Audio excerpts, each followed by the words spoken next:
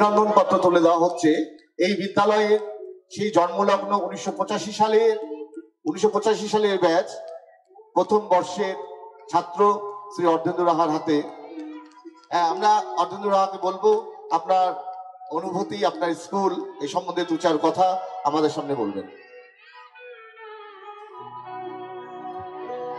সেই শুনলেন আপনারা, 1984 সালে এই স্কুল তৈরি হয়েছিল।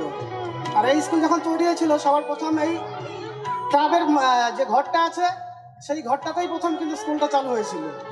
তারপর কিছুদিন এখানে হওয়ার পর সেটা চলে যায় বানাহাট বাজারে একটা হলে। সেখান থেকে আপাতত যে স্কুলটা দেখছেন ভবনটা, সেখানে স্কুল হয়েছিল।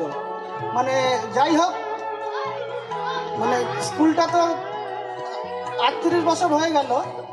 কামনা করি যেন আগামী দিনে আরো গৌরবের সাথে 100 বছর কেন 200 বছর পার করুক, এবং আরো সঙ্গে আমরা গর্বিত যে আমার প্রিয় বন্ধু এই স্কুলের মাস্টার। ধন্যবাদ সকলকে, নমস্কার।